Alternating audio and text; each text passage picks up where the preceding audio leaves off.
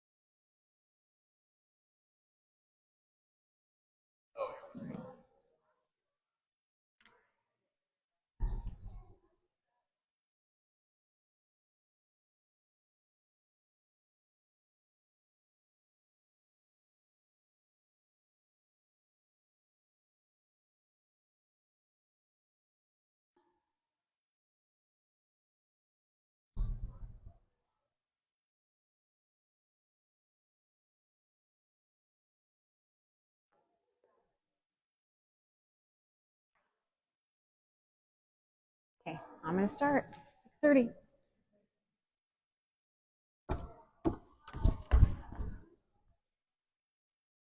Hey, everybody. Thanks so much for coming to Save My Family. We are excited to have you here. And while more people come in, I'm just going to tell you a little bit about Save My Family, how it got started. We're also Facebook Living on Officer Gomez's account. Can you hear me? Yeah, that's better, closer. Okay. So my name is Kelly Rich. I am sometimes a substitute nurse at West Data School District. And I would tell them that my name is Kelly Rich, and then they would always ask me if I'm rich. So instead of just doing that, we went with Nurse Kelli, and that's kind of how I go by these events, Nurse Kelli. This is a survey. If you would pretty please take it before we move on. I'm in school to become a nurse practitioner, and it's a doctorate program. And for my final project, I get to use this event that we started about 2 years ago. So I just really appreciate it. Thank you. Okay, next slide.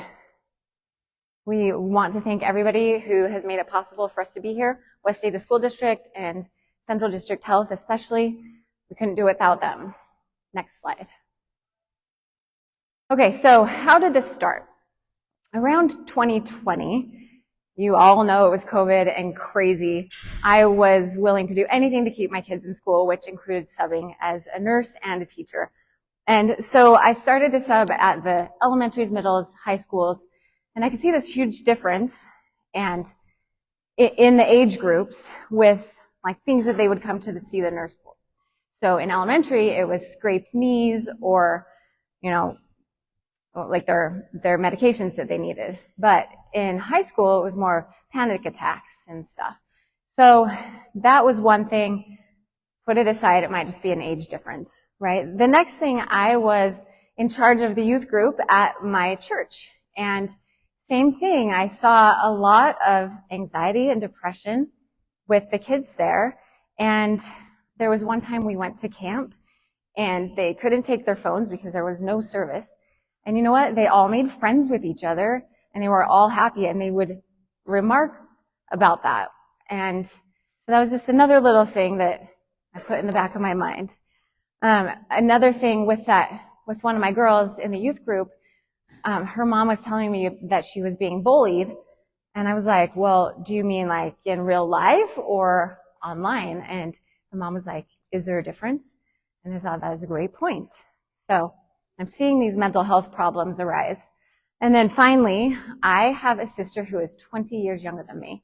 And she was born in the year 2000 and was in middle school right around the time that social media became really popular on phones. And we had full access to them. The kids in that age group had full access to that. We didn't know what was going to happen.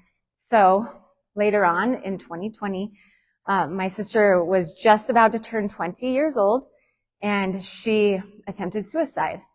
And that really threw my family and me. And so I decided to do some research. Next slide, please. So I found, among my research, that teenage girls at age 13 who spend 2 to 3 hours daily on social media were at a higher risk for suicide as young adults. Okay, this could be just my story, right? My experiences.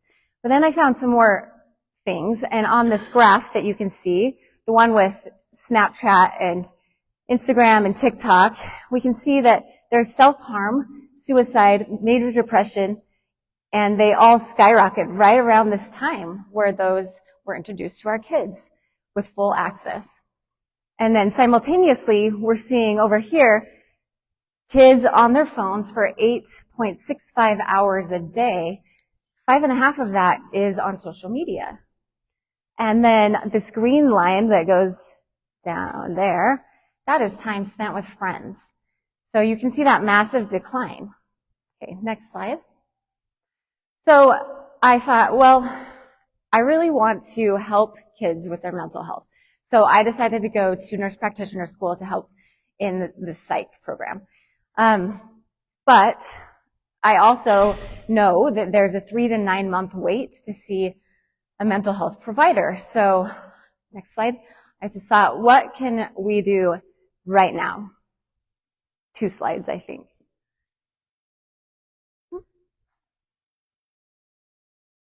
One more. Okay. So when I was in nursing school in 2018, I was able to get 2 mental health credits for going to an event. And it was very similar to this, where somebody came in and educated parents about kids and mental health. And there I met Officer Gomez. I didn't meet him, I saw him for the first time. And I was so impressed, I went home and followed him. Do you guys follow him? You all should on his Facebook page, okay? He puts out all the time things that are great for parents to know about raising their kids and in all aspects of life. And so I followed him for a couple years, actually 4 years almost. And it was around 2022 when I started school to become a nurse practitioner. And I shared one of the things that he shared on his Facebook page. And I told my husband that same day, I was like, one day I'm going to work with Officer Gomez. And I kid you not, that night he had replied to me, like he had messaged me on Facebook. And he said, hey, I saw that you're local and that you're in the medical field, so I'd really love to chat with you about things we could do for our kids. And I was like, heck yeah. So I went up to Idaho City where he lives and works, and I shadowed him for a whole day. And I said, you know, if I could start a parent education event, would you be willing to speak at it? And he was hands down yes. So that was one thing. Okay, next slide. One more slide. Okay, at that event that I went to in nursing school, the main speaker's name was Colin Karchner, and he had a podcast. And he did the podcast from Utah, and he passed away that year that I was planning this. It was really sad. I had a few of his podcasts left, and I kind of waited to finish them till I felt ready. And on the very last one, it was when I was planning this event. I had picked a date, and it was this man from Boise. He was a doctor. He's talking about the effects of video games on the brain. And I was like, that is what we need. We need to know about the effects on the brain of social media, video games, etc. So I Googled him, I found where he works, I called his office, left message, and they got back to me and that he was interested in doing this. So Dr. Condie is here, and he's going to tell you so much about what you need to know about your kids' brain development. Next slide. And then finally, our other speaker is former FBI Agent Hart. I've known him for about 15 years and seen him speak multiple times. He is one of the #1 reasons why we have some rules in our house. And I want you to hear what he has to say because it will help you make decisions for your families. And next slide. So just so you know, the purpose of this event is to educate and empower you and to prevent mental health problems in kids and teens. And I'm going to turn the time over to Dr. Condie. Next slide. Thank you.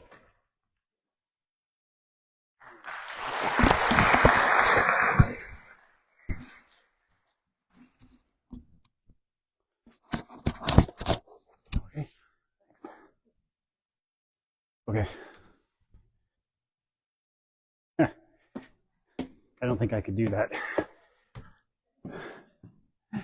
51 years old, I can't do that anymore.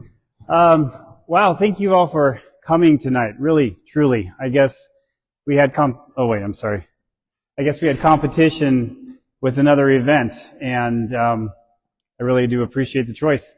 Seems like we've had competition almost every week. We've competed against the presidential debate, the vice presidential debate, and now I guess a game. So that says a lot that we were able to entice you here. As Kelly said, my name is John Condie. I am a pediatric neurologist. I have been for going on 16 years now.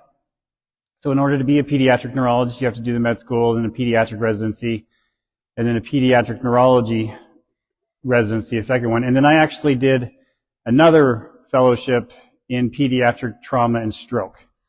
So I don't know how many years that took me. I lost track.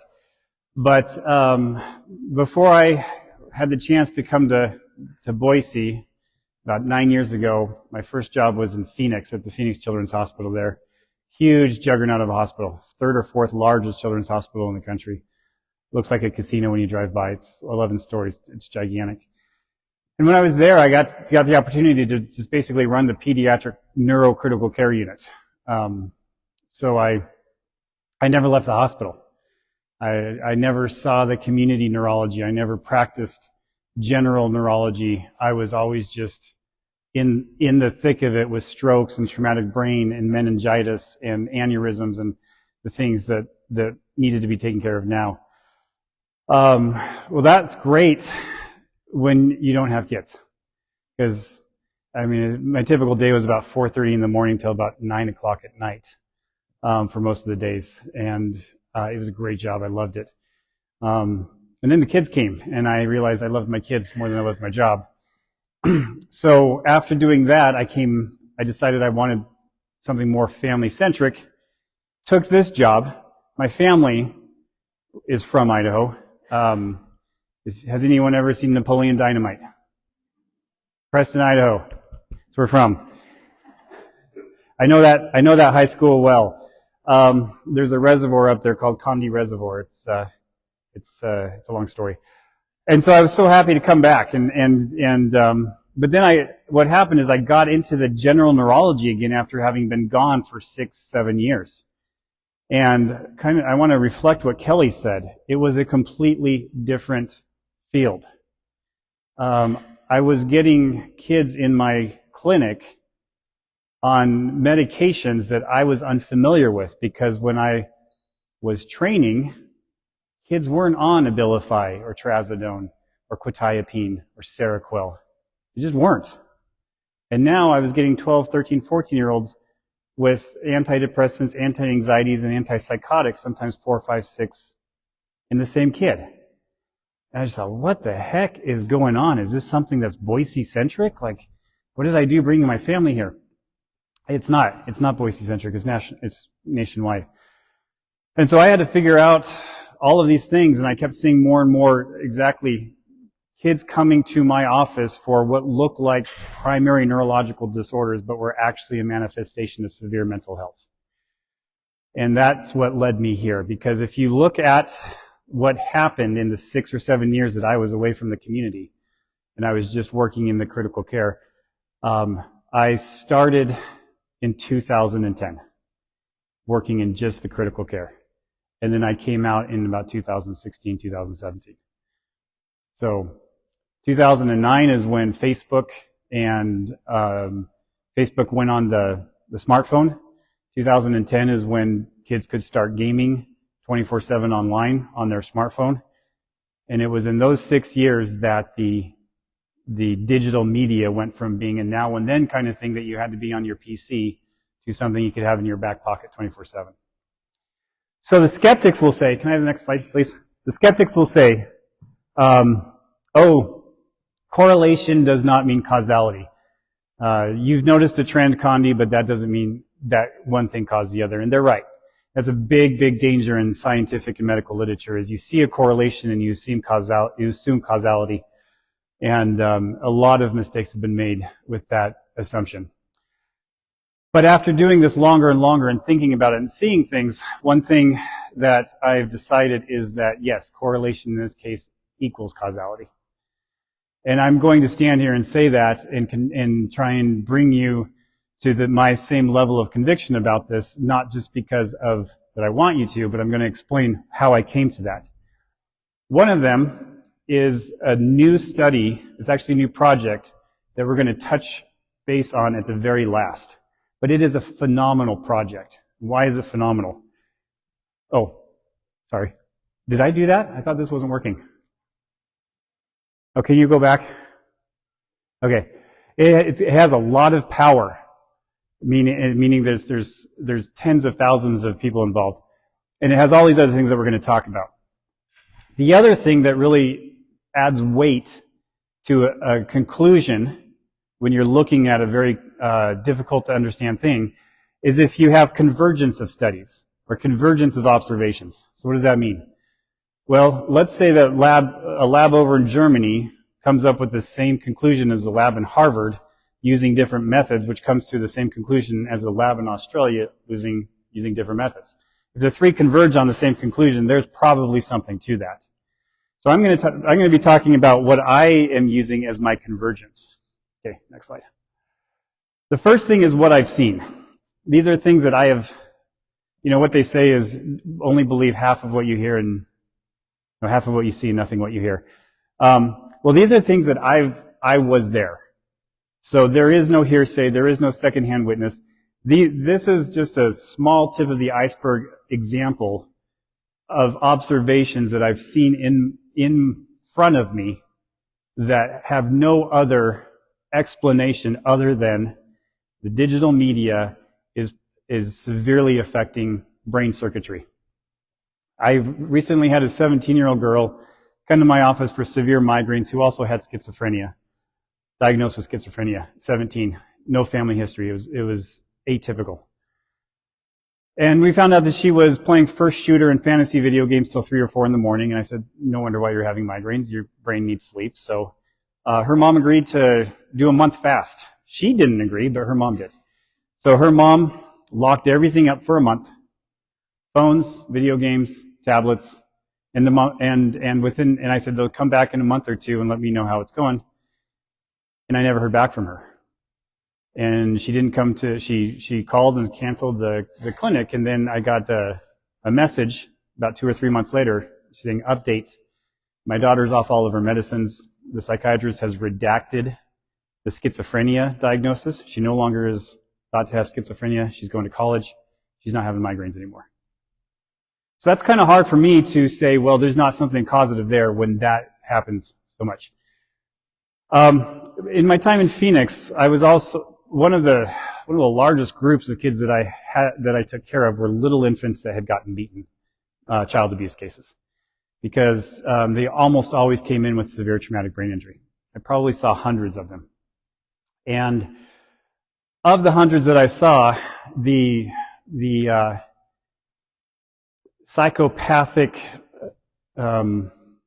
what's the word I'm thinking of? Perpetrator, thank you. Always maintained his innocence until the court would find him guilty. Always came up with some bogus excuse that the 6-month-old somehow crawled off the bed and fell down the stairs and whatever. There was one man in the entire time that I did this, and I still remember him, who actually, I'm convinced, was not a psychopath. He was in tears when he was in the ICU, and he told me what happened. He said that he was unemployed. He was stressed about finding a job. Every day he played his Call of Duty for 2 or 3 hours between 11 and 1 to relax. And this one particular day, his wife had left with their infant daughter asleep, and he was just about ready to enter this important part of the mission. She started crying, and he said, I don't know who that was, but somebody stood me up, walked into her room, shook her, and threw her against the wall. And then she unfortunately passed away a couple days later from her brain injuries. And so I hear that, and I can't help but think there's causality there. I've got more.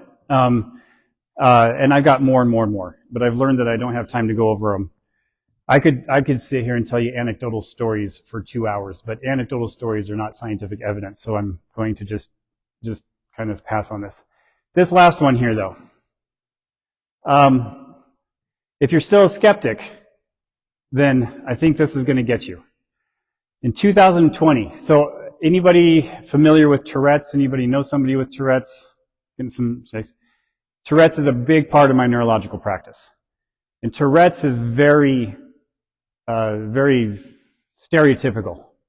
It's almost always in boys. There are some exceptions, but it starts around 5 or 6, sometimes 4, sometimes 7, but always in that age group. We'll usually start with a motor tic and then move on to maybe a vocal tic, and so that by the time they're 11 or 12, they are doing both, and it's very disruptive, and it's really hard on them. But it's this insidious, gradual kind of disorder, boys greater than girls. In 2020, I had a 14, 15-year-old girl in my office who went to bed normal and then woke up doing these kind of things. Now, we don't have audio, which is probably a good thing. Are you able to... Is there a play button? Oh, we do have audio.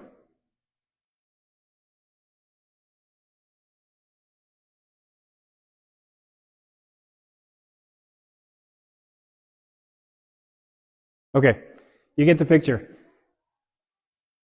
Okay, we need to be careful because this goes on too long. The next girls tend to drop a lot of F-bombs, and I don't want to. So imagine that you're a parent, and then your 16, 17-year-old daughter comes downstairs and starts doing these movements, and she says she can't control them.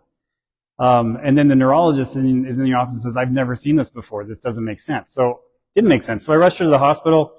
I scanned her, I tapped her, I got her spinal fluid, I stuck a needle in her back, I sent labs to 4 corners of this country, probably $80,000, $90,000 worth of labs, trying to figure out what I was looking at, and nothing came back. Everything was normal. And then 5 or 6 days later, I got another one. And then 2 days later, I got another one. And then my colleagues were getting them. And we started to get this new group of teenage girls with explosive onset Tourette's-like movements that we had to hire a nurse practitioner just to see those groups. We didn't have enough time. And we were like, what is going on? So we called Michigan, and I called Chicago, and we called all of the hospitals that we had connections to, and they said, yeah, we're seeing this too. It was everywhere. And the other thing is nobody was finding anything that was wrong, and they weren't responding to the typical Tourette's medications. And it took about 18 months, but they finally figured it out. And they now call this TikTok Tourette's. Because these girls picked up this subconscious Tourette's syndrome from watching TikTok. That is now established. They do not have Tourette's. They do not have a true neurological disorder. They have a highly subconscious functional disorder that they got from watching TikTok.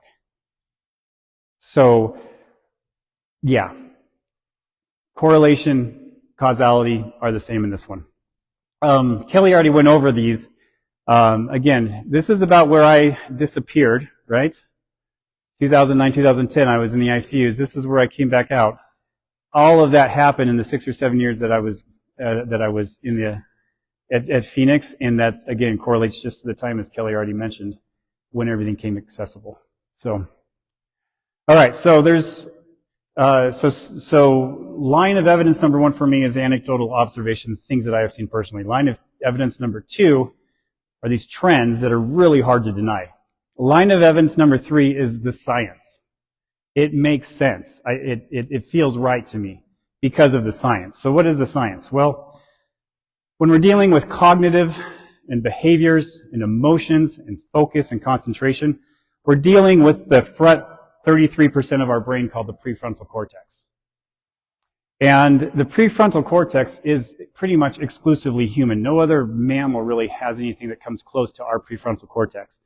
You got the dogs here, you got the cats here. That's why I'm a dog guy. They have more prefrontal than cats. You know, our closest relative, chimpanzees, maybe 15-20% of their brain, not nearly as eloquent. Our prefrontal cortex has structures, has genetic expressions that are not found in other species. So this is, when we talk about our consciousness, this is it. Right? You talk to a philosopher, it says, what makes you human? And a philosopher might say, oh, I think, therefore I am, or I know I'm mortal when I'm born, or what, I don't know. When you talk to a neurologist, what makes you human? I'll say it's the prefrontal cortex. So the prefrontal cortex is home to, is home to a lot of the things that you can miss because they're not evident when they're damaged. What do I mean by that? Well, if I damage my parietal lobe, I'm going to drop some of the strength in my other side. If I damage my occipital lobe, I'm going to be blind, right? But you can damage your prefrontal lobe and people will walk around and look normal and fine, but these things will be hindered. These things, again, that together come and make us humans, form our consciousness. Things like attention, empathy, long-term goals, impulse control, social awareness. These are all things that are in our prefrontal cortex. Next slide, please. And as it turns out, the prefrontal cortex is the last part of the brain to develop. So when a baby is born, they're not using any of this. They're using this back here. And then the first thing that turns on is going to be their visual, called the calcarine sulcus, so that they start recognizing mom's face and dad's face and can see smiles. And then as the baby matures to adulthood, the brain matures from back to front. There's this wave of maturation. So the very last thing is the prefrontal cortex. How does it mature? Well, the first thing that it does is it comes out of the gate and says, I have to lay down as many synapses, as many connections as I can. It doesn't really do it in a planned, organized manner. It just says, I need to lay them all down. So you go from minimal synapses at birth to the time you're 6 years old, you have about 4,000 trillion synapses, connections in your prefrontal cortex. And then the seismic change in neurochemistry and neurogenetics occurs, and your brain says, I have way too many synapses in my prefrontal cortex. I have no idea what to do with these. And so it says, okay, from about 6 years until about 25, I'm going to take these 4,000 trillion synapses, and I'm going to prune them down to about 1,000 trillion synapses. So you will lose 75% of your connections in your prefrontal cortex between 6 and 25. Now that really starts to accelerate around 11. And that's a good thing. People ask, well, why is it a good thing? And I use this as a metaphor. At 6, it's the first day of a sports tryout and 400 kids show up. What coach is going to be able to make a team with 400 kids? That coach then has 3 or 4 weeks to take that team and find out who is going to be the most beneficial to take the team to the championship. And of the 400, that coach might keep 15, 20, 25.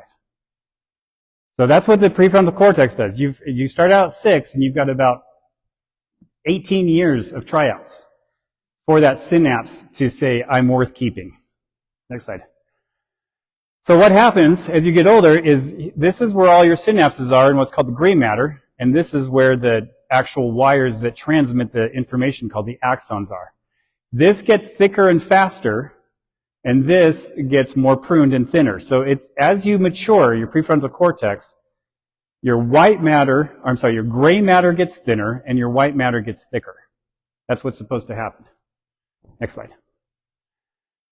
So how does the brain decide who to keep? Well, it's prune or potentiate. There's this process called long-term potentiation, and it is as simple as if you use it, it gets stronger. And as it gets stronger, you use it, which means you get stronger, and then you use it. It gets easier to use, and you get into this cycle where, next slide, what starts out as, the presynaptic and postsynaptic neuron, the more it gets used, the more this neuron says, more receptors. This guy is telling me something important, more receptors. Next slide. So that a potentiated synapse has all of these receptors, has all of these proteins and cytoskeleton scaffoldings in there. A non-potentiated one kind of looks pretty pitiful and pathetic in comparison to it. And that is a direct result of this neuron receiving synaptic or chemical transmission from the presynaptic neuron. Okay. Well, what happens if you don't use it? Well, if you don't use it, there's this little Pac-Man cell called the neuroglial cell. And this cell is running up and down the axon, the nerve. And if it finds the synapse that it says, this looks pretty pathetic, I don't think it's getting used, it eats it. It literally destroys it. So that you've got your non-prune neuron and your prune neuron. And it is the job of this microglial cell to basically get rid of those synapses that are not being used. Now this cell has no intelligence. This cell doesn't know if it's getting rid of an empathy circuit or if it's getting rid of an impulsivity circuit or a swearing circuit or what have you. It just knows whether it's being used or not. Next one. Okay, the prefrontal cortex is at constant tug-of-war with your primitive, what we call affective system, or the limbic system. The limbic system, which is pretty much run by this little almond-shaped part of the brain, deep inside the brain, called the amygdala, is responsible for keeping a species going and keeping the individual alive. So, for all intents and purposes, the amygdala has 4 purposes. If you need to run away, you're going to run away. If you're going to fight, you're going to fight. If you have a chance to reproduce, take it. And if you have a chance to eat, by all means eat. That's it. There is no cognitive thought to the amygdala. There is no intelligence to the amygdala. It's all reactionary. It will get the sensory information before any other part of your brain and make a split-second decision. I'm going to fight, I'm going to run, I'm going to breed, I'm going to feed. That's all it does. Okay? But your amygdala is tough. It might not be smart, but it's tough. It is in all species. It has survived everything. It's found in lizards, it's found in mammals, it's found in birds. It's everywhere. It has gotten itself into the brains of the organisms and says, I am staying put. And so, when it comes to who's been around for a while and who's new, the prefrontal cortex is brand new. It's a baby. The amygdala is a seasoned warrior. Next slide, please. Okay, we talked about this. One more slide. I like this slide. I grew up on Star Trek. Captain Kirk is the amygdala. For anybody who doesn't know Star Trek, 10 minutes? Okay. Kirk just wants to fight. Kirk just wants to mate. He doesn't think. And then you got Spock here, who's your prefrontal cortex, who's always just kind of, Captain, I don't think that's a smart idea. Captain, we might not think about this. That's my comedic relief slide. Okay, next one. Okay, so how do these two work together? Well, what typically happens is the amygdala might sense a threat. And it will, can you click? It will send a signal to the prefrontal cortex after. It's important that you understand the amygdala gets everything first. It will send a signal to the prefrontal cortex saying, I sense a threat, let's fight. Okay? I happen to know Ben back there, and, sometimes I've just wanted, I'm just kidding, Ben. No, it will say, okay, this guy looked at me funny. I think he wants to get on your territory. Let's fight this guy. And then the prefrontal cortex will send back this inhibition that says, you know what, amygdala is not a good idea. All right. I don't want to get the police involved. He's bigger than you. You're 51 years old. All right. Just chill out. And then the amygdala, not being one to say no, has the second loop that tries to and is constantly trying to inhibit the inhibitory communication of the prefrontal cortex. So the amygdala wants to run the show, but in a perfect world, the prefrontal cortex is in charge. Next slide. What tends to happen is that if the amygdala gets supercharged, and it can get supercharged from having hyper-emotional experiences, it can send a massive signal to the prefrontal cortex. And the prefrontal cortex's response is pitiful in comparison to the amygdala.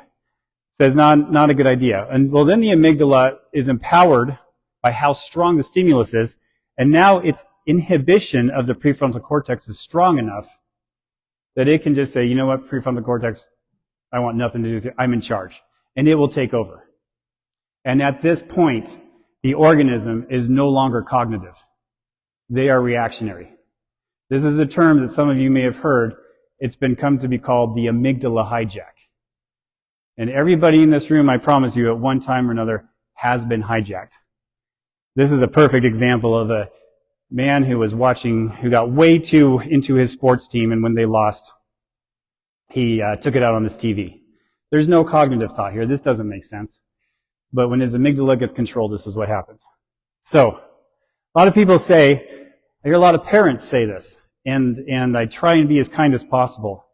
Well, Dr. Condie, I understand what you're saying. You know, digital media is bad, but we've taught our 12-year-old little Johnny that if he's starting to feel bad things on social media to get off or whatever, letting the 12-year-old little Johnny police himself.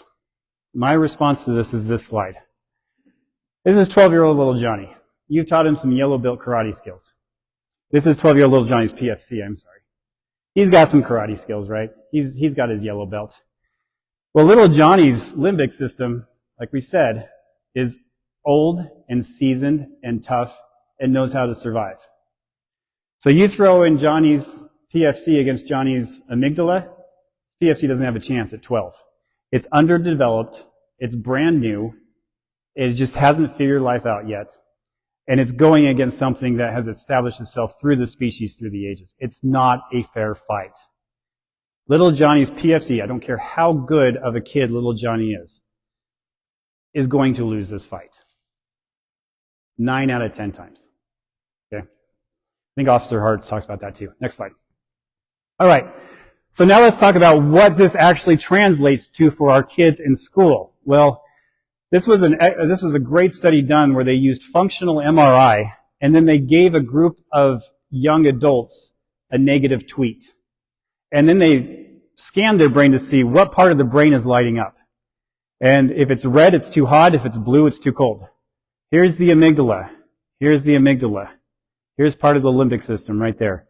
All getting red hot. Ignore that red. That's the occipital lobe. That's just the visual center reading the tweet. Has nothing to do with it.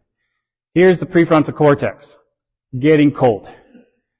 So this is basically functional MRI proof of a hijack. So what does this translate to? Well, then they took these young adults who got the negative tweet, and they tried to teach them something. And what they did is they gave them 30 attempts to try to do something in their reaction time. And it actually took them longer at the end of the 30 attempts than it did at the beginning. Whereas the group that got the neutral tweet and who did not get hijacked, by the time they did 30 times, they had decreased their time it took by about 40%. So they learned, they got dumber. This is absolutely scientifically true. We know that when you get hijacked, you lose 20 IQ points in that moment. I don't have 20 IQ points to spare. Neither do a lot of other people I know. So now you're emotional and you're temporarily stupid. It's a bad combination, right? Anyone want to guess how long it takes a hijack to clear? I got 2 hours. 2 hours going once, 2 hours going twice. Anything else? 4 hours.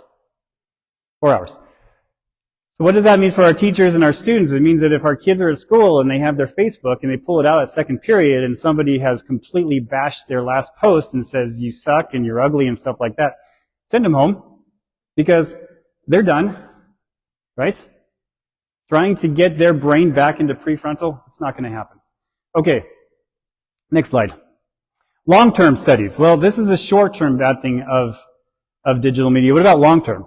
Well, these next two ones I've got to run really quick, basically show that the longer you use digital media, whether or not it is social media or video games, the thinner your gray matter gets. And we talked about what a thinning gray matter means. It means it's being pruned. So what this shows is that the more you use these things, you over prune your prefrontal cortex. You take it past what you should be. And that is actually something that we see in patients down the road with schizophrenia is they've over-pruned their prefrontal cortex. Next slide. This is another one that just shows the same thing. Okay. I promised we would get to this amazing study. And we'll get to that right now. One more slide, please. It's called the ABCD study. Stands for Adolescent Behavior and Cognitive Development. When this study is done, any naysayers, anybody who dares to sit in front of Congress and from Facebook or from Instagram or from Meta and say, oh, these don't do anything, they will be laughed at. This study is going to crush the naysayers. They have enrolled 12,000 children, and they're going to follow them as they go from adolescence. So they start at age 9 and 10, and they're following them all the way through until 20. And every 2 years, they get MRI images and genetic tests and inflammatory markers. Every 6 months, they take neuropsych testing, cognitive testing, behavioral testing. And they're following them, and they collect as much evidence as possible, or as much data as possible about everything from household income, number of sleep, cigarette smoke exposure, and yes, digital media exposure. So this is how they're running it. This study is the study of all studies. They have just released the first 2 years. So now the 9 and 10-year-olds are now 10 and 11, and they just dumped the data out, and they're letting all of the authors say, here you go, you guys figure it out. Tell me what you guys find. So the one study that I wanted to bring up, next slide please, is this one here that was done in 2024, because they looked at the data and they asked themselves, are there associations of mental health disorders as a function of the different types of screen time? Is screen time associated with later mental health outcomes through changes, actual morphological and anatomical changes in the limbic system? And then does it affect what's called the resting state functional connectivity, which is a marker of potential mental illness? And what did they find out? Well, next slide. What they found out is that when they took the original 11,876, got rid of all of them that had any potential biases, and they were left with 4,619.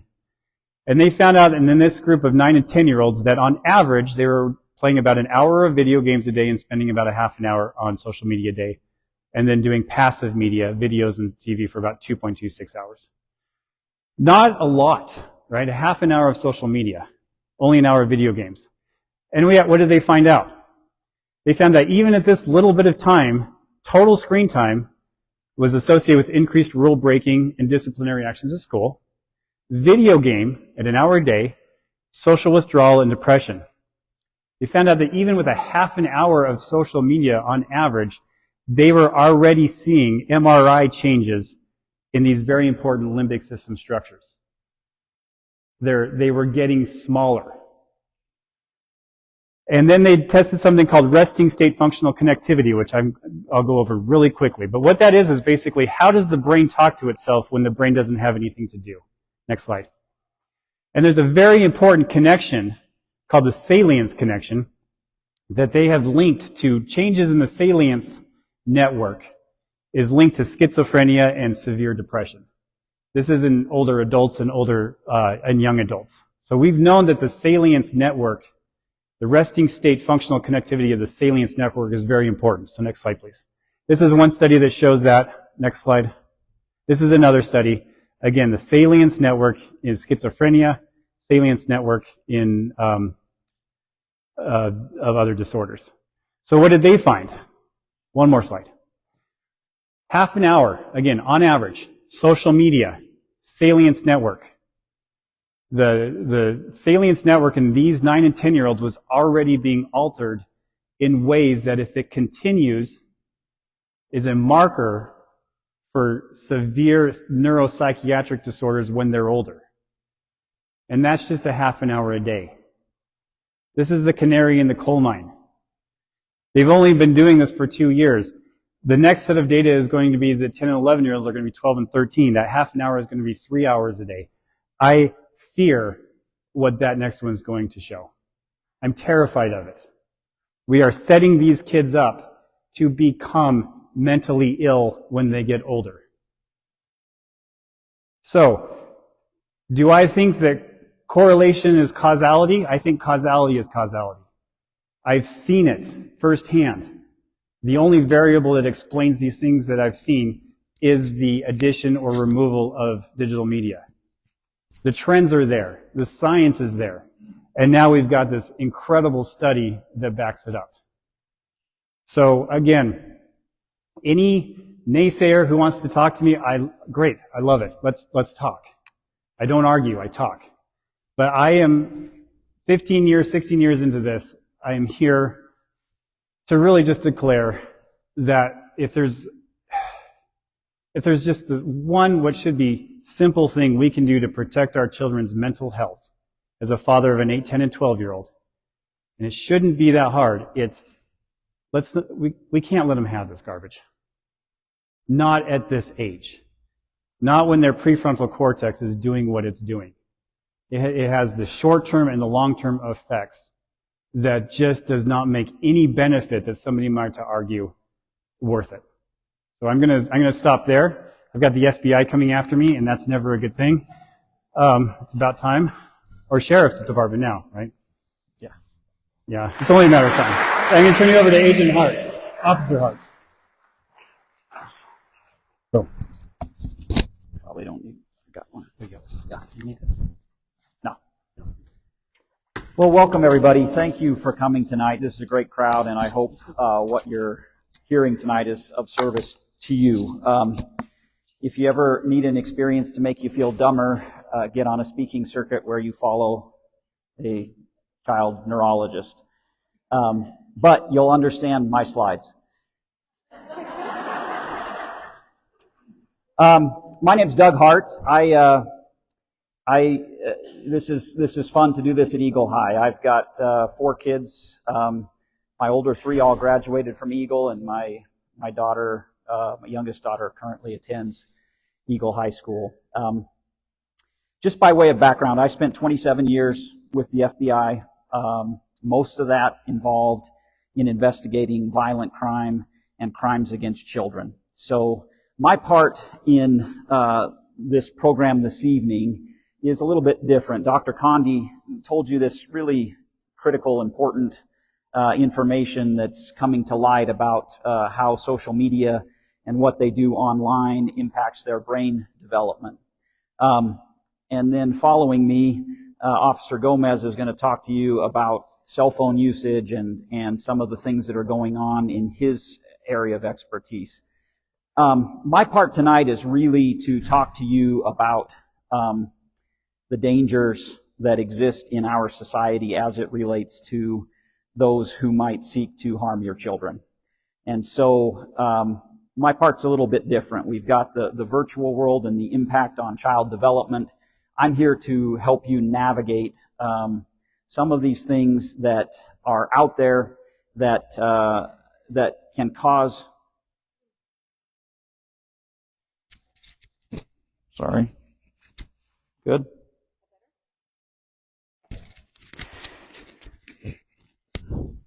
Sorry, I've spent 30 years on ranges, and my hearing is not great, so I didn't even know we had feedback. So my part is just to help you to understand some of the dangers that are out there and to give you some tips that I hope will help avoid those kinds of tragedies. I'm a real believer in, an ounce of prevention is worth a pound of cure. And what I'll tell you tonight is just based on what I've seen and what I've personally experienced in responding to dozens upon dozens upon dozens of these kinds of cases where in looking at what unfolded, there is a way with a little bit of caution, not paranoia, not anything drastic, but with a little bit of caution to avoid some of these horrible things that can happen to our young folks. So, I like to start off with talking a little bit about perception versus reality. So let me ask the audience, as parents, what's your greatest fear? Louder. Who said? Something happening to your children. Okay. What else? Who said that? Kidnapping, abduction. Okay. What else? Somebody said it. Did somebody say trafficking? Drugs, trafficking. Okay. So we're exposed to a lot of things that affect our perception that is different from reality. So let me just give you a quick example, and that is child abductions. That's one of I've investigated several of those instances, and it's affected me, and it's affected how I parent. But the reality is, those events, even though we hear about them in the media, we're flooded with this type of news, they're actually very rare events. The FBI has what they call the Child Abduction Rapid Deployment Team. Anytime there's a stranger abduction in the United States, you get a full court press. You get a massive response. And so the reality is, those what we call stranger abductions are actually quite rare, but they get all of this attention, and so we as parents become paranoid about that kind of thing, right? Particularly me with my kids, because I'm on the ground investigating those things when they happen in our region. And so we'll parent based on that perception, and then we'll send our kids off to have a sleepover when the reality is they're far, far more exposed to danger in a situation like that than they would be from the chance of being abducted. Similarly, there's been a ton of press lately about human trafficking and child trafficking, and that exists. It's a problem that we work on in law enforcement, but I am here to tell you that the perception and the reality of that, in terms of the amount of that that's happening, is, in my personal opinion, oftentimes overstated. Okay? And so you had even a political push to say, the Democrats are doing all of these. It's a bunch of silliness. That's what we get when we pay too much attention to the media and change our perception. So I want to talk about reality tonight and answer questions that you might have as it relates to those fears that you have as a parent. Nope, I'm going to leave that one up for a while, sorry. I also want to talk about knowledge and empowerment versus fear. I'm not a fear monger. There are some things to be concerned about, but I think some of the knowledge that you can gain from a short presentation will give you the ability to make good decisions for your children. I also find that it's really important to have a clear understanding of your child's capabilities and vulnerabilities. And as someone who spent nearly 30 years of their life as an investigator responding to some of these crimes, I can tell you that that's one of the biggest mistakes I see from parents. The parents, generally speaking, greatly overestimate their children's capabilities to navigate these difficult situations, to extricate themselves from a difficult situation that they might be in with an adult predator, and they underestimate how vulnerable their children are to those things. And so I just want to caution you that don't get that mix wrong.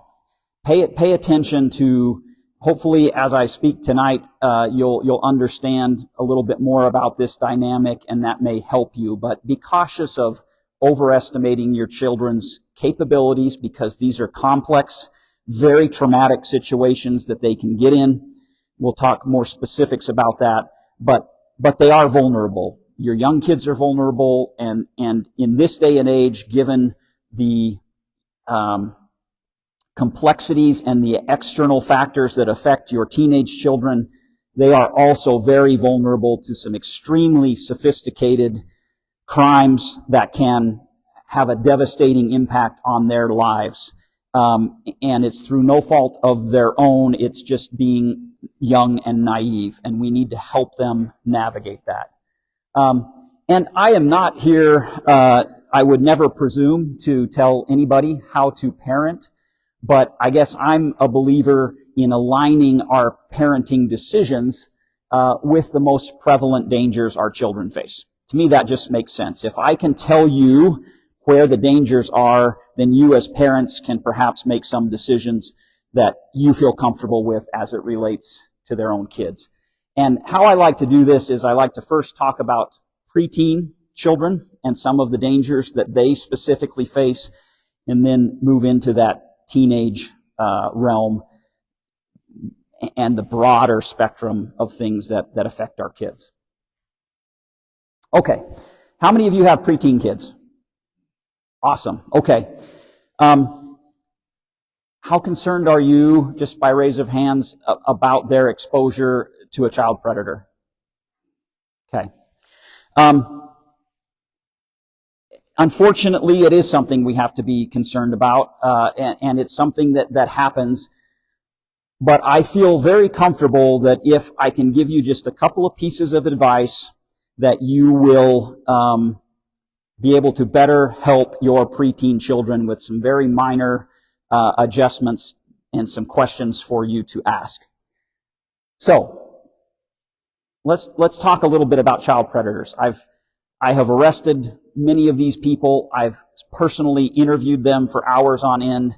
I have a pretty good understanding of how they think and how they act. And again, we go back to that perception versus reality. How many of you have a perception that a child predator is that person in a dark trench coat who's lurking behind the car or the trash can and is going to jump out and snatch your kids? Okay? I'm glad nobody's raising their hand. Let me ask, how many of you are surprised when it turns out that that person is a coach or a pastor or a volunteer or a daycare worker or some of those things? Does that surprise you? Let me ask another question. Nobody ever gets this one right. How many of you are fishermen? I mean, that's not the right or wrong answer, but how many of you like to fish? Okay, where do you fish? Wherever you can. Okay, anybody else? Say that louder. Where the fish are. Okay. You fish where the fish are. And so for me, when I hear that a child predator has been exposed and it's somebody who has positioned themselves where young children are, it makes sense to me, because these people know their own proclivities. They understand what they want, and so they're going to place themselves in a position where they can get access to the largest potential pool of victims. Now, that doesn't mean, and I always hesitate with that, because I don't ever want to besmirch or demean all of the millions of wonderful people who help us raise our kids. I've had exceptional coaches and teachers here at Eagle High School, and I don't have those concerns. But the point is, as your kids, particularly your young kids, are moving, into situations, oftentimes that you put them in, you have to consider a few things. And so I think the best advice I can give you as it relates to preteen children, understanding that predators position themselves where they can try to get access. And let me say this, these are the most deceitful and skillfully manipulative persons you will ever meet. They know exactly how to appeal to a young person who's struggling, who has a confidence problem, or who feels neglected. There's a process, and we refer to it as grooming. Okay? These things don't just generally happen immediately. Far and away, these things happen by perpetrators who know the victims. Does this happen with strangers from time to time? Yes, it can. But they generally know the victim, and they've spent time with the victim, and so you've got to keep that in mind. I believe if you as a parent of a preteen child will ask two simple questions, that you can largely avoid putting your child in a position where they're exposed to having to deal with a predator. Okay? The first is, in what environment and to whom do we give control of our children? When you, as the parent of a preteen child, give your child to someone else to go hiking or camping or to soccer or whatever it is, as a parent, you've given control of your child to someone else. And so I would just ask you to ask, in what environment and to whom do we give control of our kids? Now, when my kids were young, they played. How many of you are in club soccer? Oh, I'm so sorry. Okay. The drive to the Julia Davis Park and Simplot, and you carpool, right? I never worried about that. That's a safe, and I know that environment. I know who I'm giving control of my child to. Okay? Second question, who has access to our children and under what circumstances? What do I mean by that? How many of you let your kids do sleepovers? Okay? I cannot tell you how many times I've responded to these types of situations that are a result of a sleepover. We think our neighbors are the greatest, but you don't know about the uncle, the grandpa, the brother, or the dad. I had a colleague of mine, former Marine, former police officer, went to law school and joined the FBI, knows all of this stuff. His daughter was sleeping over at her friend's house in their cul-de-sac and was being abused by her friend's father. So I'm just telling you, that's what I'm saying. Who has access to our children? When you send your child off to have a sleepover or off to summer camp, these are the questions you need to ask. Now, I will tell you this. A predator has to get your child alone to do what they want to do. So if you can, with your preteen children, take some basic cautions to ensure that you're comfortable with the environment and who has control of your children, and you know who has access to your kids under what circumstances. Okay, I just read an article a couple of weeks ago. Parents went on a wonderful cruise. Okay, big cruise ship, great vacation, want some time alone, put the kids in the cruise ship kids camp, whatever. They gave access to their children under a set of circumstances, and in that set of circumstances, an abuse took place. See what I'm saying? So we don't need to freak out. We don't need to be in these extreme, you can't ever leave the house kind of a thing. But just, if you will take cautions not to let your preteen child be alone with other adults, you can avoid the vast majority of the tragedies that I see in these circumstances. That make sense? Questions? Okay. Let's move into the wonderful world of teenagers. How many of you have teenage children? Okay. So, as our kids get bigger, physically bigger, and mature, they still have exposure to those who might be predators to them, but to a lesser degree. Child predators like children. Okay?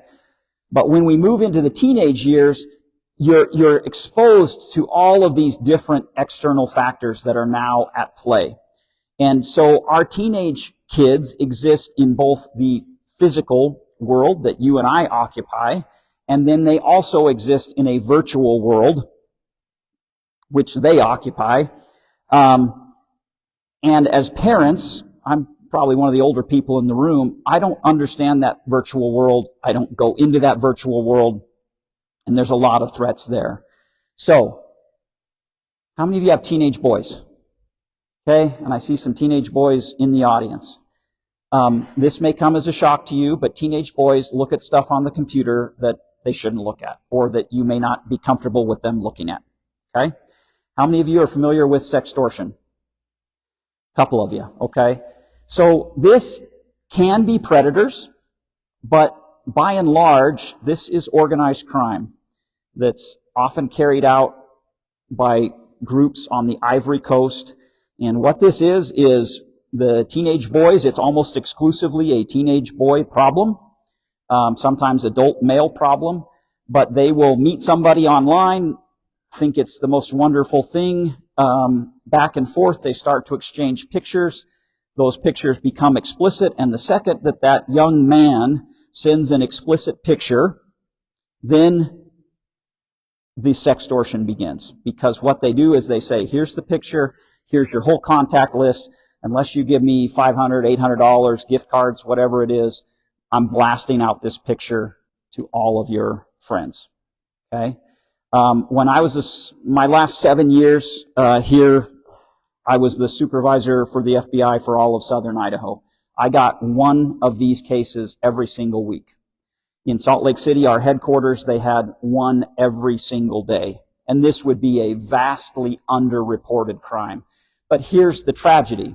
And this is where I go back to overestimating our children's capabilities and underestimating their vulnerabilities. We've had several young men commit suicide over this because they're dealing either with a predator or an organized crime group. And to think that a 14, 15, 16-year-old boy can extricate himself out of being blackmailed by an organized crime group is a little naive for us as parents if we think that that's happening. Okay? And so for the parents of teenage boys, you've got to have a candid conversation. You've got to tell them that if they find themselves, A, stay out of that situation. Don't ever send an explicit photo of yourself to anybody for any reason. But B, if they find themselves in that kind of situation, come to you for help. We can get them out of this. It's just we can't get them back if they take a rash decision. Okay? And that's happened time and time again. This is a multi-million, billion-dollar industry for organized crime. That's who's circling in that virtual world that your kids are in. So be cautious with your young men on that.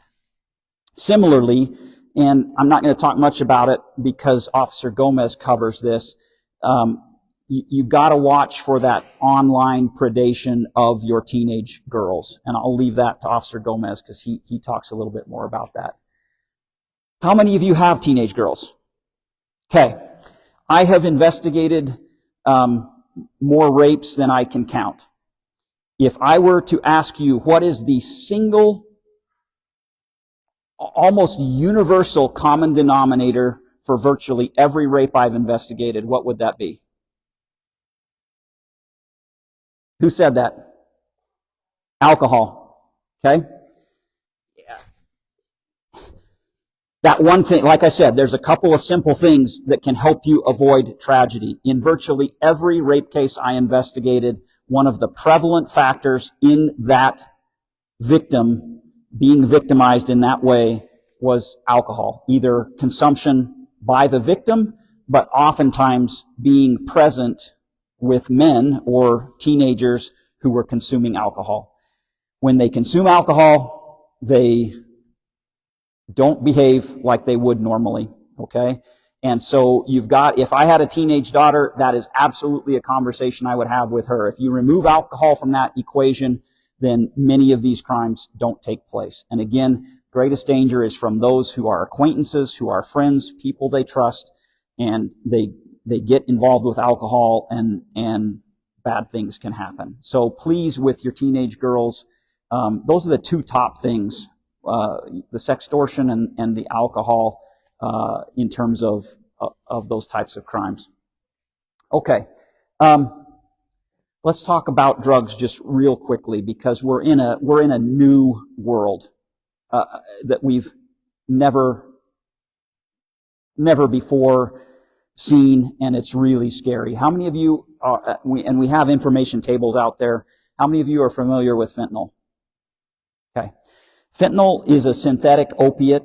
The problem with fentanyl is that it's fatal at the microgram dosage, and it is everywhere, okay?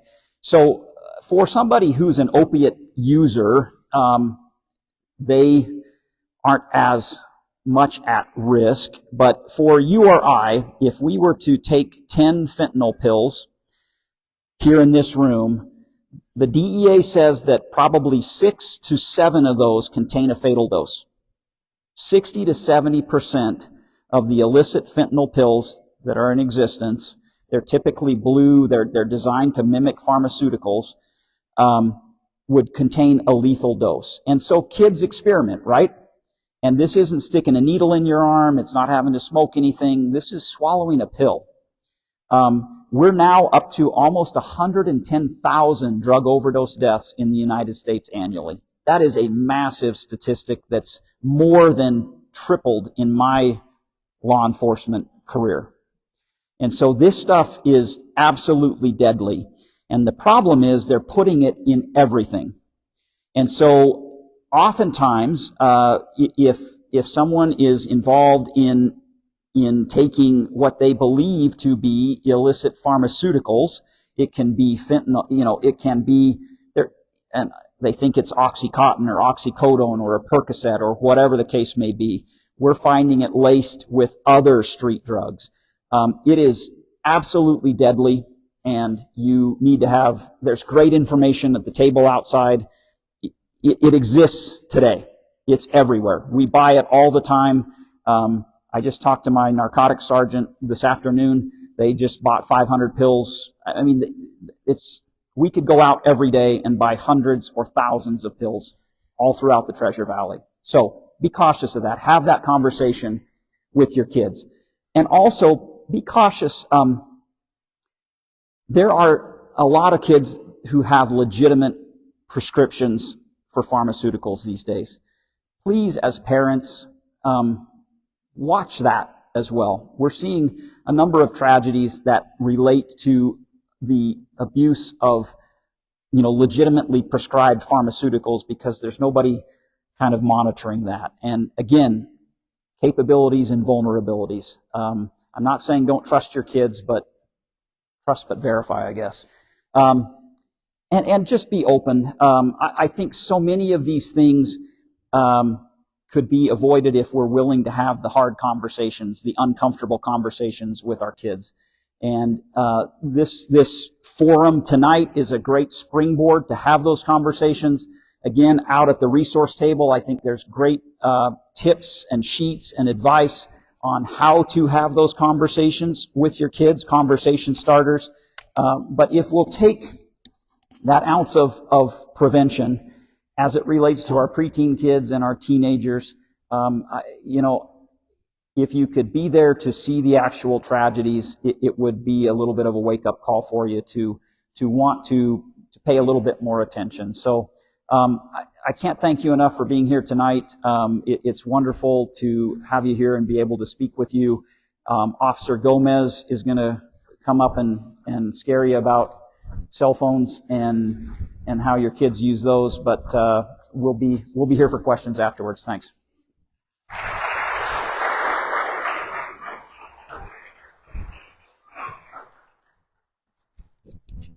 All right, I am Officer Gomez. I know they asked you earlier who follows me.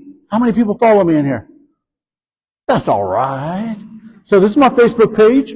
Just type in Officer Gomez. It's like Trump, Obama, Gomez. All right, so I started my life off as an engineer for Micron. I was 12 years at Micron as a contractor there, working on semiconductor stuff. One day I was at our house in Meridian, and I saw an ad for Meridian Police. And I asked my wife, like, honey, are you ready to be broke again? She wasn't quite ready, but I became a police officer for the city of Meridian in 2009. When you're a new police officer in a big agency, you have no voting power, so you get put on the graveyard shift, 9 p.m. till 7 a.m., which is where I was put as a new officer. What you realize very quickly is that's where all the fun people are. That's where you get to kick, fight, spit, scream, yell, chase. All the coolness happens between 9 p.m. and 7 a.m. Then when you move to daytime shift, you have to deal with a bunch of grouchy soccer moms, and you can't just pepper spray them like everybody else. So I spent 3 years in patrol. Then I was asked to be the resource officer at Lewis and Clark Middle School. Lewis and Clark is 6th, 7th, and 8th grade, 1,200 students at the time. My job there was to keep kids safe and build relationships, which I did.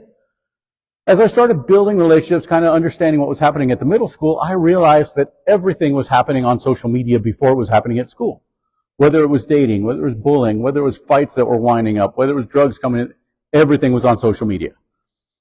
Now, my computer skills were super strong, right? I could build a computer from scratch. I could do math on the motherboard, everything. My social media skills, I think I had an outdated MySpace page, which I never used anyways. Right? So pretty much zero. So I wanted to learn social media to the level of the 6th graders at least.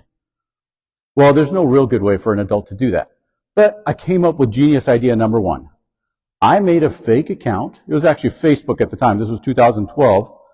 I made a fake Facebook account of a student at my own school. I friended 10 of the most popular students at the school. They all accepted me that afternoon without anybody asking me who I was. And all I had done was choose an East Coast middle school kid with a helmet on, like a motorcycle helmet. You couldn't tell who they were. I hate school, I hate homework, I hate everything, and I was a legit teenager. Well, once I added those first 10 friends, I never had to add any more again because I had friends in common, and I said I went to Lewis and Clark. All kinds of people started adding me. Within about 3 months, I had about 500 friends at my own school. Once I had 500 friends, I could see what kids were talking about. Who was bullying, who was cheating, who was bringing in drugs, who was suicidal. I could stop fights before they happened because I could see things spinning up online ahead of time. So I became almost like the kid whisperer because I had the decoder right in front of me.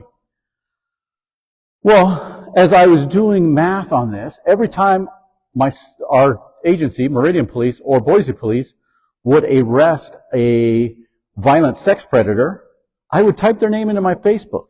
And what happened is I always come up with friends in common.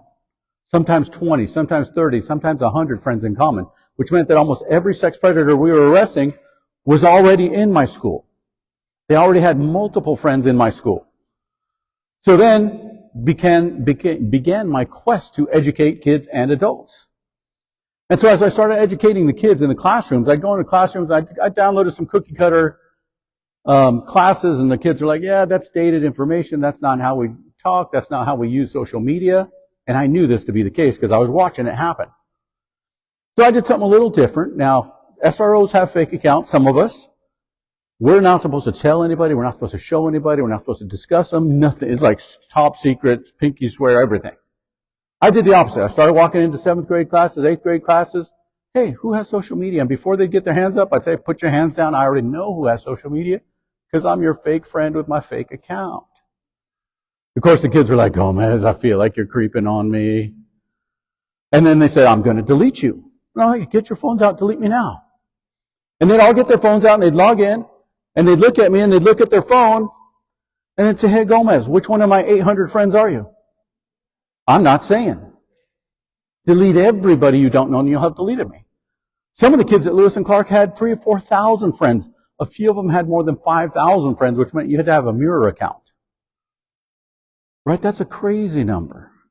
And so the kids all promised they're going to go to Starbucks afterwards, after school, and hunt me down. The hunting parties would start right then and there. And the next day after I gave a class, it never failed that I had a kid come into my office. Hey, Gomez, last night somebody said my account was your account, and now I have no friends. Right? Awesome in my book. Some of the kids would try and whittle their friends down to people they knew. Some of the kids would delete their account completely and start over with people they knew. Some of the kids didn't care. They're like, I don't post anything crazy. I don't care if you follow me. But the education was getting out. The reason I know the education was getting out is because a year later, I made a second fake account of a 13-year-old girl. I started friending the kids at my own school, and they actually started getting me banned from adding friends on Facebook. Because not only were they saying they didn't know me, not only were they not accepting me, they were saying they didn't know me to Facebook, which caused me to get banned. About 3 months later, after starting that 13-year-old girl, I probably had maybe 50 friends at my own school. So not everybody was listening, but a good majority of kids were listening, which was awesome. Well, once that got kind of boring, I did something new. I accepted friends of friends. So if you were friends with my 50 kids that I had at Lewis and Clark, I would accept you no matter who you were. And what started happening immediately, as soon as I opened it up to that, I started getting 20, 30, 40, 50, 60-year-old men started friending my fake 13-year-old girl, who's not anybody's church, not anybody's soccer team, not anybody's anything. What were these men about? Because I was getting lots of them. Well, I will say a good majority of them are what we call ghost followers. They would follow my account and not say anything, not do anything, not like it, nothing, just a ghost. Okay, whatever, they didn't bother me. Week number 2, I had a 26-year-old man contact my fake 13-year-old girl, and painfully obvious she was 30. It was her birthday like every 3 weeks. Yay, I'm 13, I can have Facebook. Contact me and said, hey. I said, hey back. You got to say hey like 10 times to be a legit kid. He says, hey, look, I'm a 26-year-old Marine Sergeant. I'm stationed in Afghanistan. I'm a sniper up on rooftops. Says, I watch over a platoon of people. He says, it's super boring. It's not like on TV. In order to stay alert, I talk to people through my satellite phone on Facebook, and you look like a fun person to talk to. So we started chatting. About 15 minutes into our chat, without any warm-up or anything, he says, hey, send me nudes. I'm like, no, I'm 13. Of course, all my buddies at the police department is like, send it. I'm like, no, I'm pretty sure that's disturbing the peace. No, not happening. So I told him I wasn't going to send the picture. The next day, I'm okay, this is done. He's not getting what he wants. Well, the next day I showed up back to my school, logged into my account. I had a private message waiting for me. Hey, do you really live in Meridian, Idaho? Yep. Go to Lewis and Clark. I live by Settlers Park. And he said, look, next week I come home for a week or two for a leave because I've been in Afghanistan for 6 months. When I come back next week, I'd really like to take you on a nice dinner date because you've been such a great friend, and to say thank you. And he sent me a picture of the nice dinner menu, the nice car he was going to pick me up in, the nice dinner jacket he was going to wear. So I told my sergeant, I'm like, hey, this is what I have going on. I looked at my calendar. I didn't have anything scheduled for that day. So I said, yes, I'd love to go on a date with you. So we picked a date a week out after dark because kids aren't supposed to be, or nobody's supposed to be in the parks after dark in Meridian. And we picked Settlers Park. In that week, this guy started what we call the grooming process. So he starts super small. Hey, when we meet, can I give you a hug? When we meet, can I give you a kiss on the cheek? When we meet, will you wear this? By the time the date night came, he'd gotten very graphically sexual on all the things he wanted to do with a 13-year-old. And I told him I was 13 like 52 times. So date night came, all the bets were in from all the department members. Fantasy is one thing, reality is a whole nother. Is he going to show up? So we had, I think, 4 undercover guys in the park, 5 hidden patrol units in the neighborhood, which I was one of the hidden patrol units. And our undercover guys said, hey, it's half hour early, he's here already, because we'd done our homework. So I woke up in my patrol car. Hey, I'm Officer Gomez. You're under arrest for felony enticing children over the internet. Put in my patrol car, started asking a few questions, like, where's your car? I don't have a car. How'd you get here from your house? I don't have a house. Where's your phone? I don't have a phone. It was actually a homeless guy. He'd never been in the military. And I did search warrants on his Facebook accounts, which I knew he had. He was going to the Meridian Public Library computers every day, and he was friending about 100 middle school girls every day, not even high school girls, middle school girls only. When I got the data back, there was hundreds of middle school girls that had sent him nude photos. I was able to identify probably 20 in the West Ada School District that had sent him nude photos of themselves, all middle school girls. I'd identified 4 in West Ada that had been on dates with him. This is a homeless guy with a good story. Now, at the time it was Mayor Tammy and Chief Levy. They said, hey, is this a one-time thing or is it, a problem we have in Meridian? So that summer, myself and another SRO, we made a bunch of accounts online and we parked 13-year-olds. We ended up arresting 14 men who came to Meridian thinking they were going to meet up with a 13-year-old. The very next person that came to meet up with us was a 50-year-old college coach. After that, a guy came to meet us at Walmart down over by Mountain View. He had a wedding planned for the next day. His bachelor party was a 13-year-old girl, or so he thought. Okay, but understand, these things happen, and we could have arrested 10 guys every single day. Just the resources it takes to do this are incredible. And the longer it goes, the more these companies protect the predators. And so through arresting those people and talking to kids after kids after kids. So after Lewis and Clark, I did 2 years there. Then I went 5 years to Mountain View High School, which is 2,300 kids. Then now I went up and I did 5 years in Idaho City, and now I'm at Garden Valley. Right? So Idaho City has 300 kids, K through 12. I know every kid. I know their dogs. I know where they live. I know everything about them. So is it still happening? Absolutely. Yesterday in Eagle, Idaho, a 36-year-old man was arrested. Thought he was going to go meet up with a 15-year-old girl to have sex. Just yesterday. It's in the news. Now, 2 years ago, I taught at the Cornerstone class at this school, at Eagle High School. I was teaching a Cornerstone class, which is a freshman class, and I usually teach it every year. It's a 1-hour class, but in that class, I explained to them, you're not anonymous online. You decide to say something weird or funny or illegal, I'm going to find you. A 14-year-old girl came up to me after the class and said, do you mean what you say about finding anybody? Yep.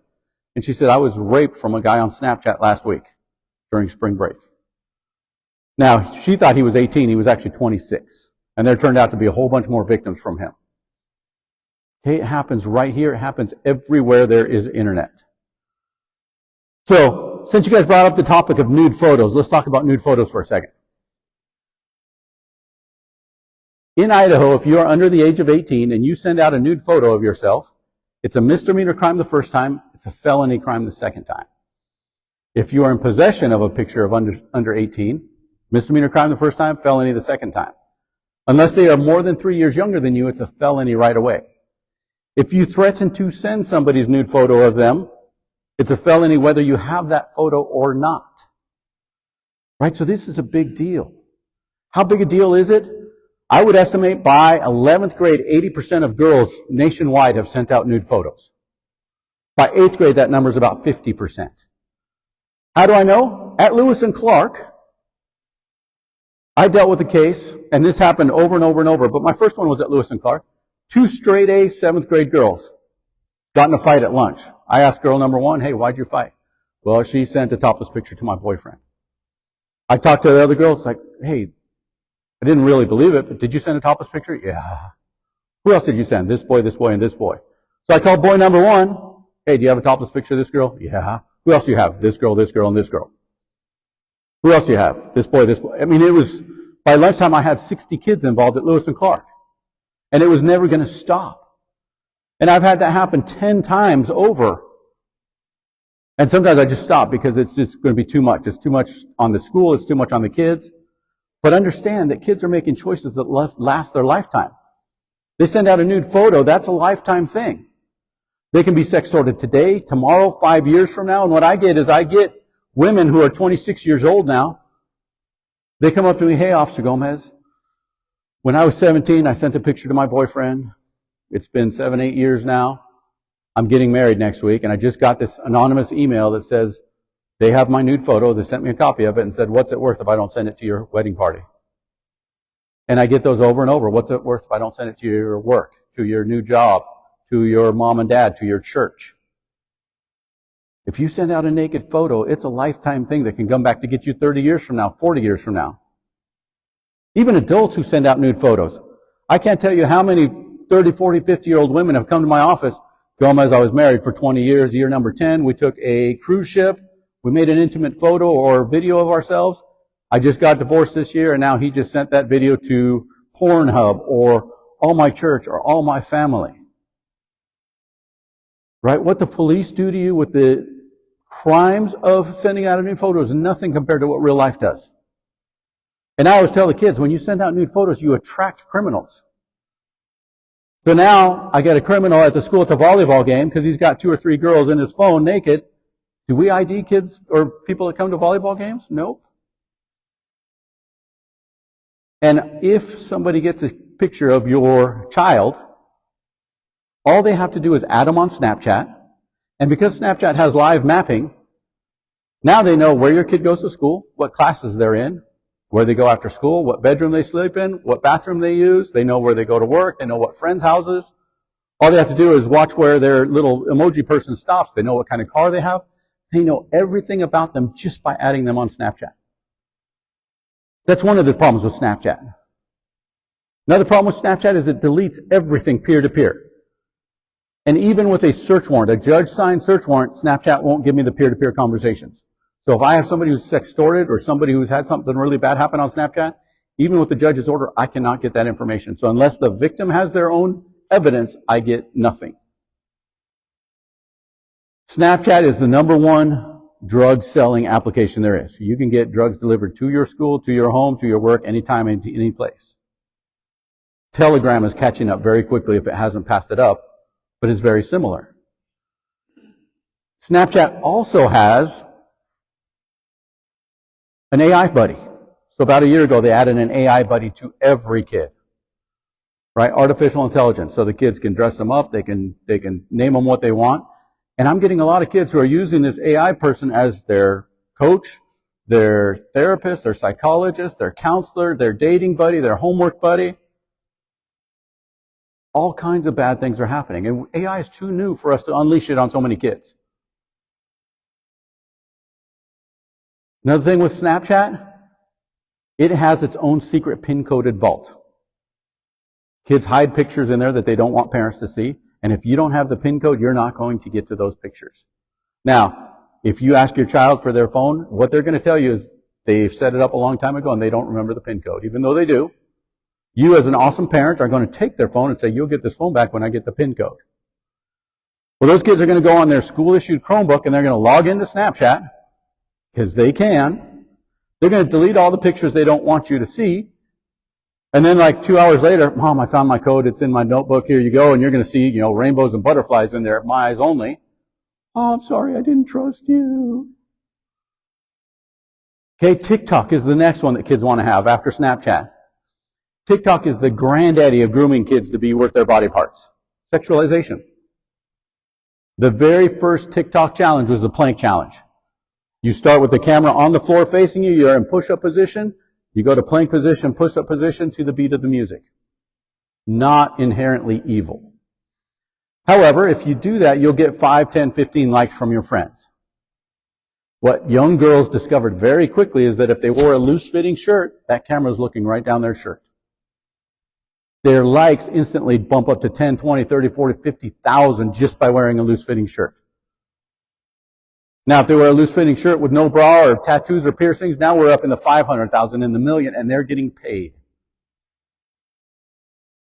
Right? This is millions of people are grooming kids to be worth their body parts. And if you ever see one of these, you can tell they're obviously underage. And it's not a bunch of people saying, hey, you should be modest, or you might want to think about doing good in school, or you might want to think about all these things.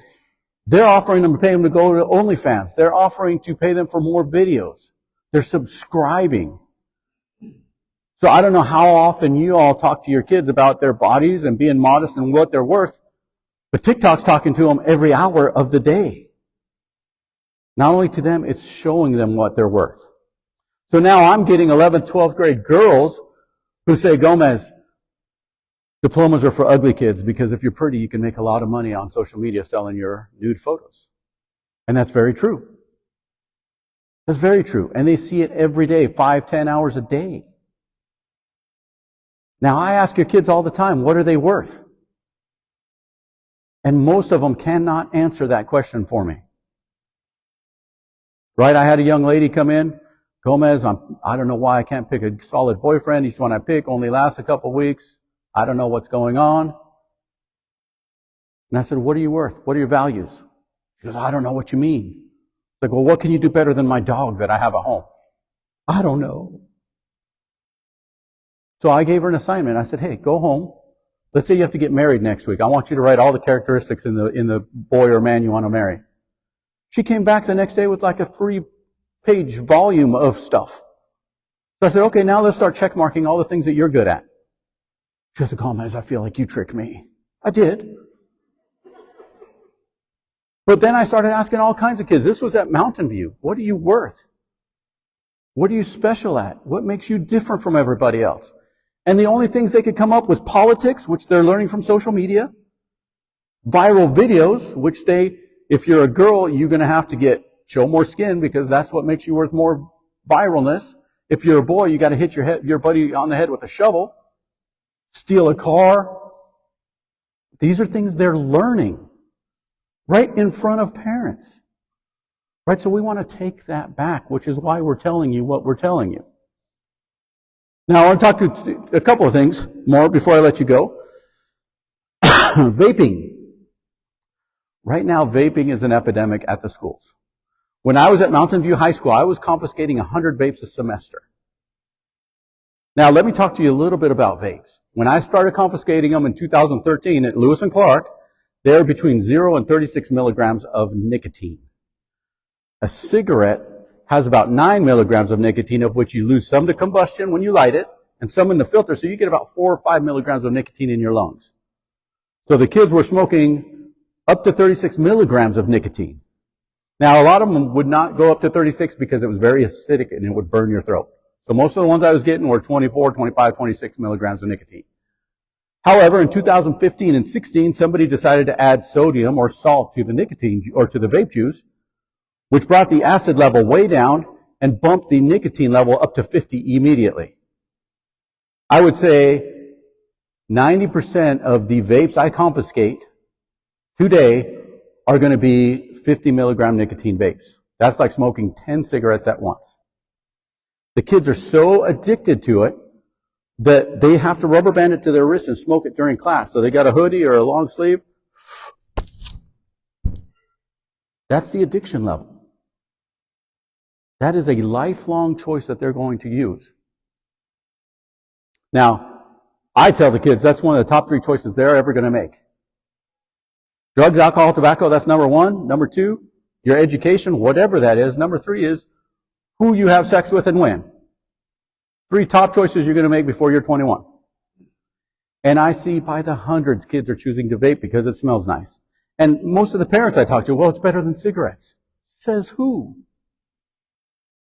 Okay, and basically vapes and marijuana do the same thing. They decrease motivation. They make you give up everything. Right? That's the definition of addiction, giving up everything for one thing. So kids that I saw in middle school, because they followed me to Lewis and Clark, who were into dirt biking, horseback riding, books, whatever it was, by the time they get to high school, they do one thing. They vape. They smoke marijuana.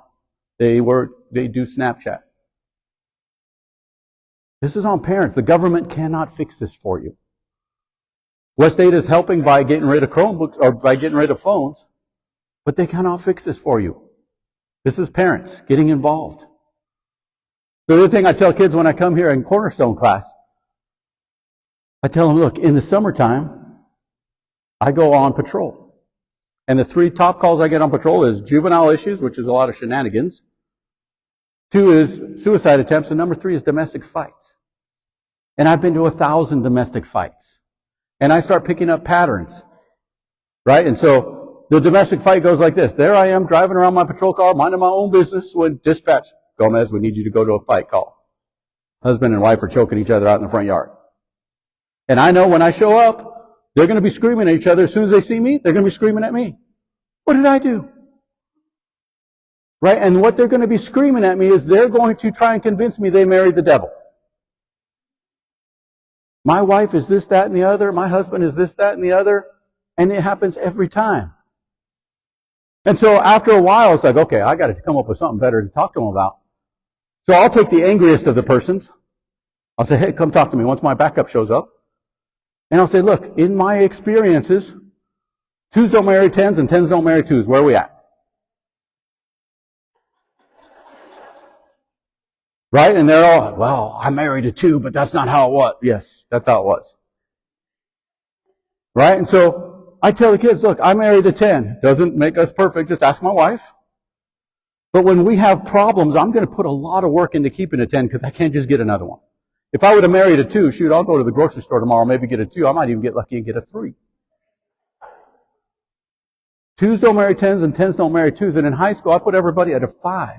So how are you going to get to a 2 from a 5? Drugs, alcohol, tobacco. Don't show up to school. Don't turn in your homework. Be disrespectful. How are you going to get to a 10 from a 5? Do your homework. Take advantage of this awesome education. Sports, music, travel, saving money, planning out things. Because what you decide to do in high school, you're going to meet some other people that are like-minded. And I ask the kids lots. It's like, hey, do you want your future partner to spend as much time as you do on social media? And 100% of them say no. One of us has to do something. Okay? Thank you all for coming tonight. I'm going to turn it over to Nurse Kelli, who's going to come up and talk to you for a few minutes. Then we're going to take a few questions before the end of the night.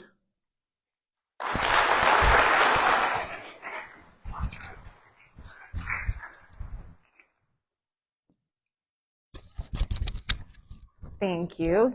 Okay, I think you guys probably see why I chose these people to speak today. And at our events, we've done about 25 now over the last 2 years. We don't want to scare you, though. We want to leave you with an evidence-based plan of how to help your family and how to prevent mental health issues Next slide.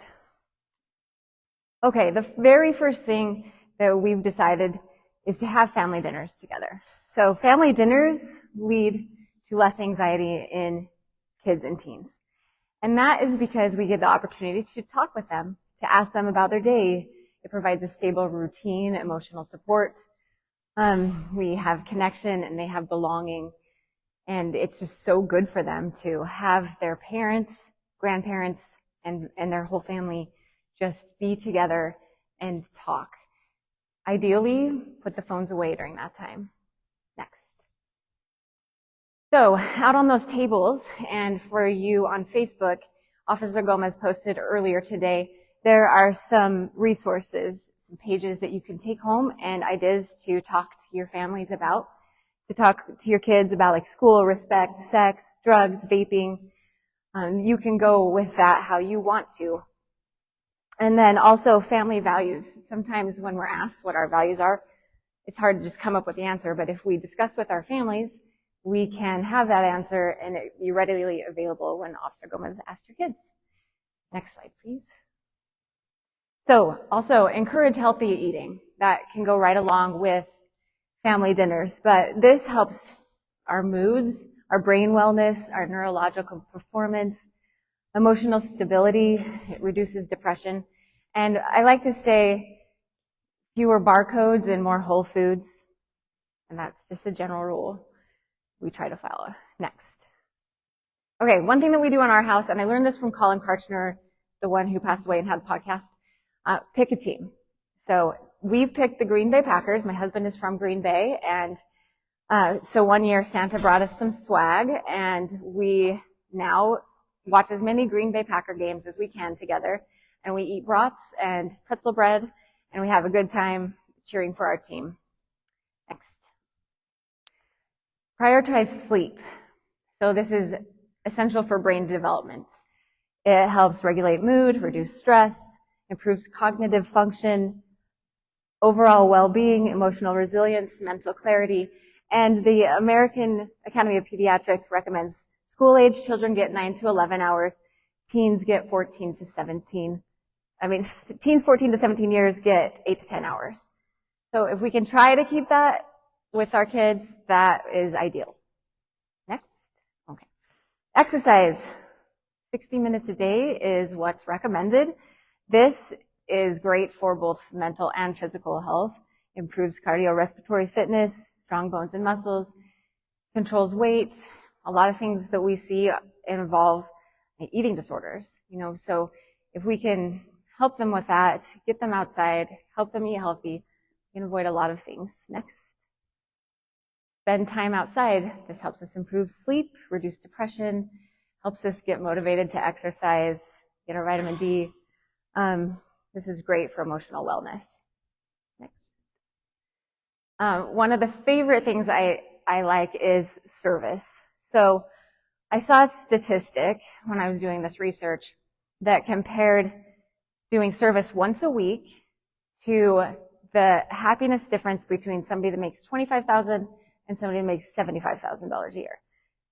I can't say how accurate that is, but I liked it, so you get it. Service connects you to others, helps you make new friends, helps them develop job skills.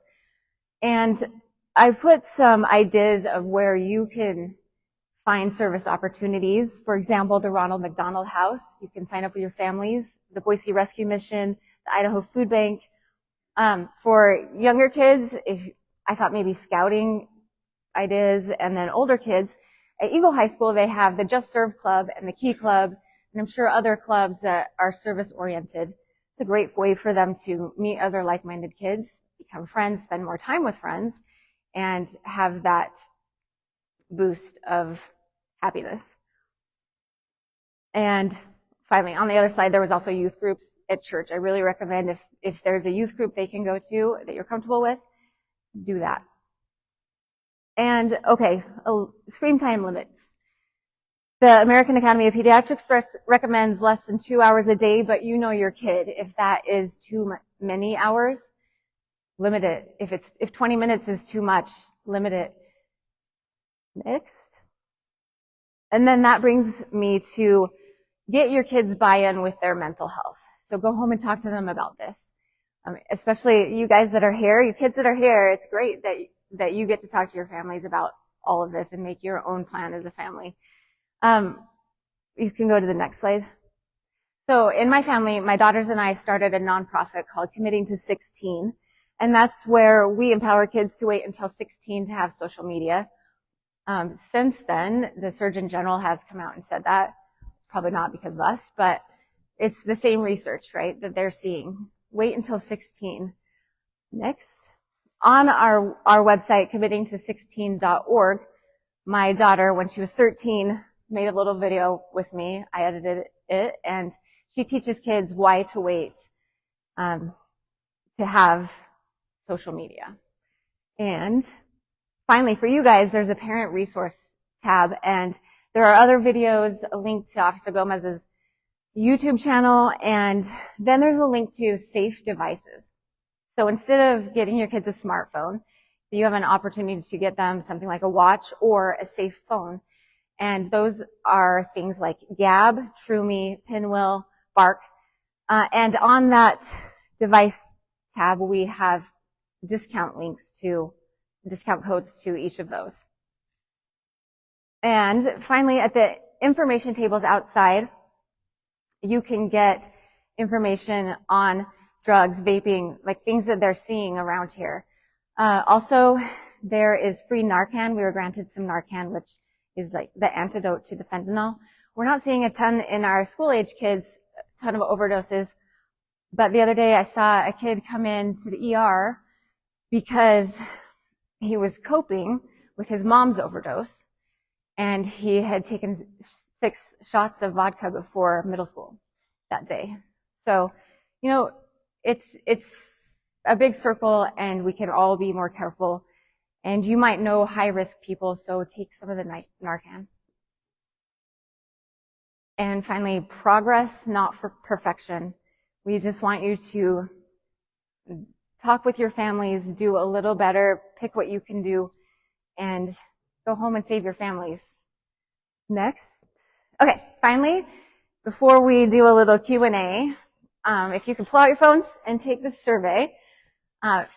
If you walked in late, this is my doctorate project for nurse practitioner school, and we get to use this event. So while you're doing that, I'll have these guys come up, and we have a little bit of time for questions. Does anybody have one wants to start us off? Yes.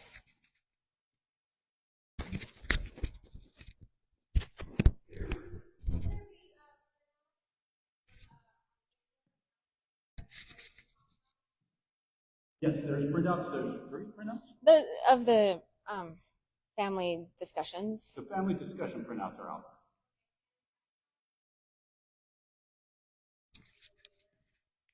So the live, I don't know, but we did record last week, and we are going to put it up for everybody to have. If you go to my YouTube channel, you can see some of the earlier versions, but they have gotten much better since then. So you can see 1.0. This is like 3.6. Probably.